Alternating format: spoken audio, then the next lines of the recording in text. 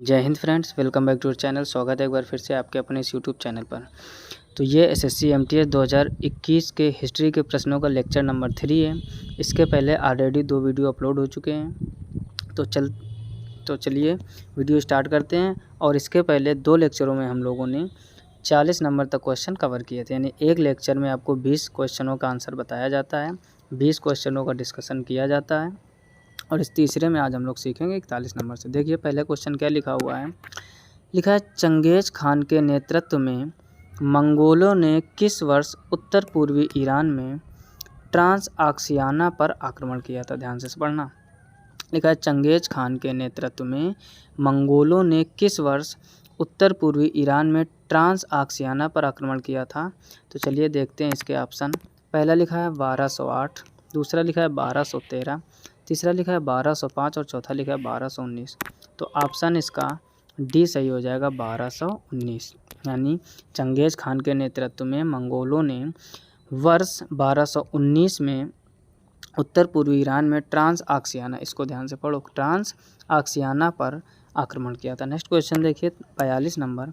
लिखा हुआ है, धर्म सूत्रों में खालिस्तान शामिल है। यानी धर्म सूत्रों में क्या शामिल है। पहला लिखा साम्राज्य पर कब्जा करने की तरकीबें, दूसरा लिखा है केवल महिलाओं के कर्तव्य, तीसरा लिखा है शासकों के कर्तव्य और चौथा लिखा है श्लोकों का पाठ करने की तकनीकें।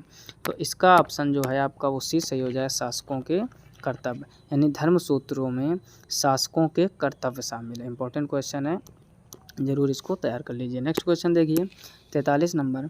लिखा हुआ है, करदांग मठ जो एक बौद्ध तीर्थ स्थल है किस भारतीय राज्य में स्थित है। ध्यान से समझना। करदांग मठ, ये नाम याद रखो, जो एक बौद्ध तीर्थ स्थल है किस भारतीय राज्य में शामिल है। तो वो राज्य है आपका हिमाचल प्रदेश। ऑप्शन कौन सा इसका सही हो जाएगा, ऑप्शन सी। अब देखो कभी कभार क्वेश्चन आपका घुमा देता है, थोड़ा पूछेगा करदांग मठ जो है ये किस तीर्थ स्थल से संबंधित है, तब उसका आंसर हो जाएगा बौद्ध तीर्थ स्थल। और अगर पूछा जाए करदांग मठ जो एक बौद्ध तीर्थ स्थल है किस भारतीय राज्य में स्थित है, तो वो है आपका हिमाचल प्रदेश में। नेक्स्ट क्वेश्चन देखिए 44 नंबर। लिखा हुआ है, 1526 में पानीपत युद्ध में खालिस्तान बाबर ने पराजित किया था। यानी अब देखो यहाँ से 3-4 क्वेश्चन इस पॉइंट से आपके इंपॉर्टेंट बन सकते हैं। जैसे पहला तो जो पूछा गया उसी को समझो। कह रहा है 1526 में पानीपत युद्ध में खालिस्तानिया को बाबर ने पराजित किया था। यानी बाबर ने किसको हराया था, तो बाबर ने हराया था इब्राहिम लोदी को। अब देखो क्या क्या क्वेश्चन यहाँ से इंपॉर्टेंट बन सकते हैं। एक तो क्वेश्चन आपसे पूछ सकता है पानीपत का युद्ध कब हुआ था, तो वो हुआ था 1526 में। ध्यान रखो कब हुआ था, 1526 ईस्वी में। और अगर पूछा जाए पानीपत का युद्ध किसके किसके बीच हुआ, तो वो हो जाएगा आपका कौन कौन, इब्राहिम लोदी और बाबर। ध्यान से समझो, हम जितने क्वेश्चन बोल रहे हैं कोई भी एग्जाम में आ सकता है, ज़रूरी नहीं जैसा लिखा है वैसा ही आएगा। अगर आपसे पूछे कि पानीपत का युद्ध किस सन में हुआ था, तो 1526 ईस्वी में। अगर पूछे पानीपत का युद्ध किसके किसके बीच लड़ा गया, तो बाबर और इब्राहिम लोदी के बीच लड़ा गया। नेक्स्ट क्वेश्चन देखिए, और इसमें कौन जीता था वो भी ध्यान से समझो। बाबर जीता था, इब्राहिम लोदी हारा था, और इन दोनों के बीच में ये युद्ध हुआ था। नेक्स्ट क्वेश्चन देखिए 45 नंबर। क्या लिखा हुआ है। लिखा है, कांग्रेस का विभाजन फिर खालिस्तान में हुआ था। तो कांग्रेस का विभाजन हुआ था 1907 ईस्वी में। कौन सा ऑप्शन सही हो जाएगा, 1907, यानी ऑप्शन सी। कांग्रेस का विभाजन 1907 में। अब देखो उसी नीचे 46 नंबर के लिखा, भारतीय राष्ट्रीय कांग्रेस की स्थापना कब हुई थी, तो वो हुई थी आपकी 1885 में। ठीक, ऑप्शन इसके नेक्स्ट स्लाइड में होंगे, यहीं पर समझ लो।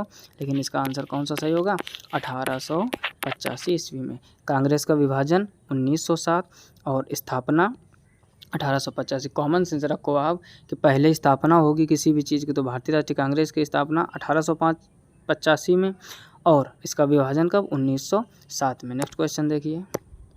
अब देखिए ये उसके ऑप्शन दिए पिछले क्वेश्चन के, 1875, 1879, 1885, 1877। तो क्या बताया था हमने, 1885 में स्थापना और विभाजन 1907 में। नेक्स्ट क्वेश्चन देखिए 47 नंबर लिखा, मुगल बादशाह औरंगजेब की मृत्यु किस वर्ष हुई थी। यानी जो औरंगजेब था मुगल बादशाह था, इसकी मृत्यु कब हुई थी, तो इसकी मृत्यु हुई थी 1907 ईस्वी में। तो ऑप्शन 1707 ईस्वी में इसकी मृत्यु कब हुई थी, 1707 ईस्वी में। यानी मुगल बादशाह औरंगजेब की मृत्यु हुई थी 1707 ईस्वी में, ध्यान रखना।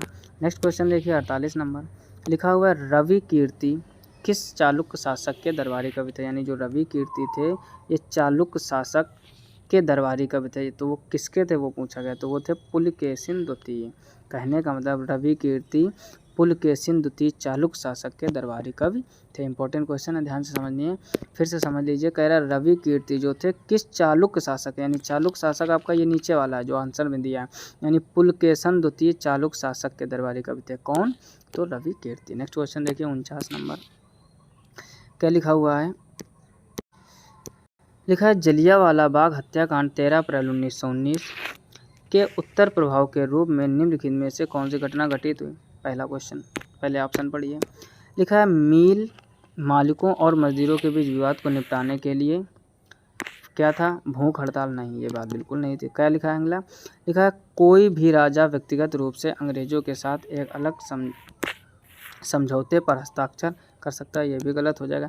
एक चीज़ समझो, जो जलियांवाला बाग हत्याकांड था वो था ब्रिटिश सरकार द्वारा हंटर आयोग की नियुक्ति के लिए, ठीक। और कब हुआ था, 13 अप्रैल 1919। तो तीसरा ऑप्शन इसका क्या दिया है कि कांग्रेस के स्वयंसेवकों द्वारा चरखा और खादी को लोकप्रिय बनाना तथा जेल भेजो, ठीक। तो ये भी गलत हो जाएगा। तो ऑप्शन इसका जो डी नंबर दिया वो सही हो जाएगा। क्या लिखा है, ब्रिटिश सरकार द्वारा हंटर आयोग की नियुक्ति। कहने का मतलब जलियांवाला बाग हत्याकांड, क्वेश्चन यहाँ से बन सकता है कि कब हुआ था, तो जलियांवाला बाग हत्याकांड 13 अप्रैल 1919 ईस्वी में।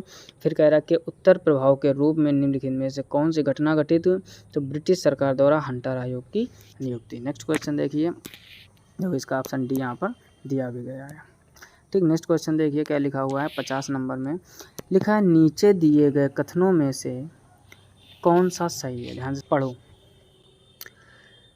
नीचे दिए गए कथनों में से कौन सा सही है। पहला देखो क्या लिखा हुआ है, पहला लिखा है अशोक के अधिकांश शिलालेख ब्राह्मी लिपि में लिखे गए थे, तो बिल्कुल बात सही है। फिर लिखा चाणक्य के कई विचार अर्थशास्त्र नामक पुस्तक में लिखे गए थे, ठीक। चाणक्य, कभी कभार आता है कि अर्थशास्त्र के रचयिता कौन है, तो चाणक्य, ये भी बात बिल्कुल सही है। अब देखो ये दोनों कथन सही है, तो इसका ऑप्शन कौन सा सही हो जाएगा, ए तथा दो दोनों, यानी ऑप्शन डी सही हो जाएगा। फिर से समझ लीजिए, कह रहा कौन सा कथन सही है।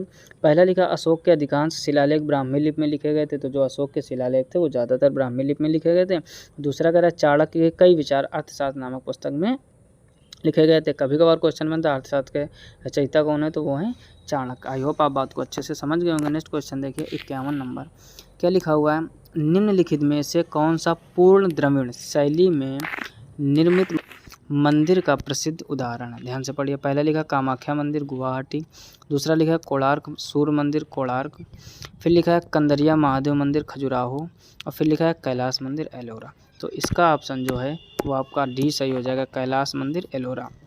यानी कहने का मतलब कह रहा निम्नलिखित में से कौन सा पूर्ण द्रविड़ शैली में निर्मित मंदिर का प्रसिद्ध उदाहरण है, तो वो है कैलाश मंदिर एलोरा। ऑप्शन डी इसका सही हो जाएगा। नेक्स्ट क्वेश्चन देखिए 52 नंबर, लिखा निम्नलिखित में से कौन सा वेद सबसे प्राचीन है। सब लोग जानते हो ऋग्वेद सबसे प्राचीन, ठीक। कभी कभार पूछता है कौन से 4 वेद हैं, तो ये जो चारों ऑप्शन दिए गए यही 4 आपके वेद हैं, ऋग्वेद, सामवेद, अथर्ववेद, यजुर्वेद। सबसे पुराना कौन सा है, तो सबसे पुराना है आपका, सबसे प्राचीन है Rigveda. Option B is correct. Next question देखिए 53 नंबर,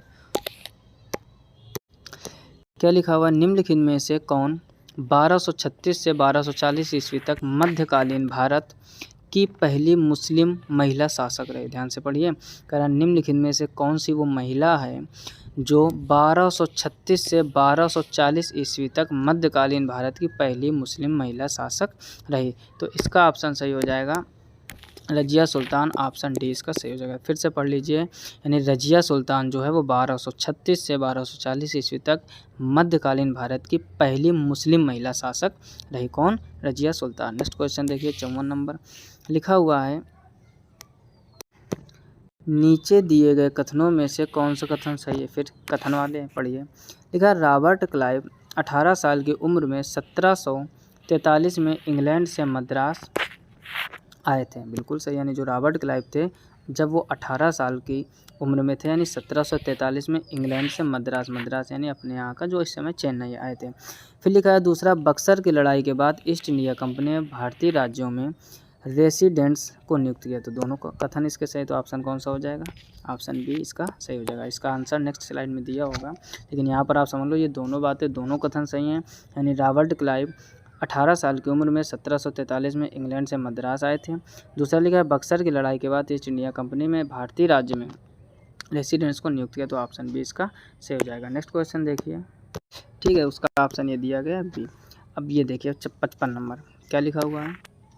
लिखा है निम्नलिखित में से किसने शुद्धि आंदोलन शुरू किया जिसने उन हिंदुओं को अपने मूल विश्वास हिंदू धर्म में लौटने के लिए सक्षम बनाया जिन्होंने इस्लाम या ईसाई धर्म स्वीकार कर लिया था। मतलब समझो ध्यान से, कह रहा निम्नलिखित में से किसने शुद्धि आंदोलन शुरू किया। इंपॉर्टेंट बात समझो, यानी शुद्धि आंदोलन किसने शुरू किया था जिसने उन हिंदुओं को अपने मूल विश्वास हिंदू धर्म में लौटने के लिए सक्षम बनाया जिन्होंने इस्लाम या ईसाई धर्म स्वीकार कर लिया था। कहने का मतलब कुछ हिंदू ऐसे थे जिन्होंने ईसाई धर्म और इस्लाम यानी मुस्लिम धर्म, ईसाई धर्म और इस्लाम धर्म को स्वीकार कर लिया था। तो वो कौन से व्यक्ति हैं जिन्होंने शुद्धि आंदोलन शुरू किया था और उन्होंने हिंदुओं को मूल विश्वास हिंदू धर्म में लौटने के लिए सक्षम बनाया। तो वो थे आपके दयानंद सरस्वती यानी स्वामी दयानंद सरस्वती। ऑप्शन डी इसका सही हो जाएगा। इन्होंने शुद्धि आंदोलन शुरू किया था और उसमें लोगों को बताया समझाया, तब लोगों ने इस्लाम और ईसाई धर्म को जो स्वीकार कर लिया था फिर से वो वापस हिंदू धर्म में आ गए थे। नेक्स्ट क्वेश्चन देखिए आप 56 नंबर लिखा है 6ठी शताब्दी ईसा पूर्व में निम्नलिखित में से महाजनपद गांधार की राजधानी क्या थी। ध्यान से पढ़िए, यानी 6ठी शताब्दी ईसा पूर्व में निम्नलिखित में से महाजनपद गांधार की राजधानी क्या थी। तो वो थी आपकी तक्षशिला। ऑप्शन डी इसका सही हो जाएगा। इंपॉर्टेंट क्वेश्चन है, कई बार एग्जाम में भी आ चुका। नेक्स्ट क्वेश्चन देखिए 57 नंबर लिखा है प्लासी के युद्ध में सिराजुद्दौला की हार का मुख्य कारण क्या था। अब इसको समझ लीजिए। पहला लिखा है सेनापति मीर जाफ़र के नेतृत्व वाली सेना ने युद्ध में भाग नहीं लिया। बिल्कुल बात सही, पहला तो बिल्कुल सही लिखा। और पूछा गया प्लासी के युद्ध में सिराजुद्दौला की हार का मुख्य कारण क्या था, तो यही पहला सही हो जाएगा, बाकी सब इसके गलत हो जाएंगे। यानी सेनापति मीर जो जाफ़र था उसके नेतृत्व वाली सेना ने युद्ध में भाग ही नहीं लिया था। यानी अगर ये लोग भाग लेते तो सिराजुद्दौला के हारने के बहुत कम चांस थे, हो सकता है जीत भी जाता। यानी जो मीर जाफ़र की सेना थी, नेतृत्व वाली सेना ने युद्ध में भाग ही नहीं लिया, इस वजह से सिराजुद्दौला हारा था। कारण कई थे लेकिन मुख्य कारण यही था। नेक्स्ट क्वेश्चन देखिए 58 नंबर लिखा हुआ है मार्ले मिंटो सुधारों की शुरुआत के समय भारत का वायसराय कौन था। पहला लिखा लॉर्ड वेवे, दूसरा लिखा लॉर्ड एटली, तीसरा लिखा लॉर्ड मिंटो, चौथा लिखा लॉर्ड लिनलिथगो। ध्यान से समझो, तो इसका ऑप्शन हो जाएगा ऑप्शन कौन सा, सी लॉर्ड मिंथो। कहने का मतलब मार्ले मिंटो सुधारों की शुरुआत के समय भारत का वायसराय कौन था, तो वो था लॉर्ड मिंटो। नेक्स्ट क्वेश्चन देखिए 59 नंबर क्या लिखा हुआ है। लिखा है इलवारी वंश यानी दिल्ली सल्तनत जिसको कहते हैं का प्रथम शासक कौन था। सब लोगों को पता है कुतुबुद्दीन ऐबक। ऑप्शन सी इसका सही हो जाएगा। आसान सा क्वेश्चन है। दिल्ली सल्तनत का प्रथम शासक कौन था, कुतुबुद्दीन ऐबक। और दिल्ली सल्तनत को ही इलवारी वंश के नाम से भी जाना जाता है। नेक्स्ट क्वेश्चन देखिए 60 नंबर लिखा है निम्नलिखित में से कौन डेक्कन एजुकेशन सोसाइटी 1884 के संस्थापकों में से एक थे। यानी कौन से वो व्यक्ति हैं जो डेक्कन एजुकेशन सोसाइटी 1884 में हुई थी, उसके संस्थापक कौन थे, तो वो थे आपके जी अगरकर। ऑप्शन ए इसका सही हो जाएगा। तो ये हो गए इस लेक्चर में 20 क्वेश्चन कंप्लीट। इसके पहले के 2 लेक्चरों में हम लोग 20-20 करके 40 क्वेश्चन कवर कर चुके हैं, यानी तीनों लेक्चर मिलाकर 60 क्वेश्चन यहाँ से कंप्लीट होते हैं। ये सीरीज़ ऐसे ही चलती रहेगी, बस आप ऐसे ही सपोर्ट बनाए रखिए, प्यार बनाए रखिए और दोस्तों में शेयर ज़रूर करते रहिए। और वीडियो को अभी तक लाइक नहीं किया तो ज़रूर लाइक कीजिए और एक अच्छा सा कमेंट कर दीजिए और अपने दोस्तों में शेयर कर दीजिए। यदि आप भी चैनल पर पहली बार आए हो तो चैनल को सब्सक्राइब करके नोटिफिकेशन बेल को ऑल पर ज़रूर से ज़रूर सेलेक्ट कर लीजिए। मिलते हैं नेक्स्ट वीडियो में, तब तक अपना ख्याल रखिए, अच्छे से पढ़ाई करते रहिए। तब तक के लिए जय हिंद, राधे राधे।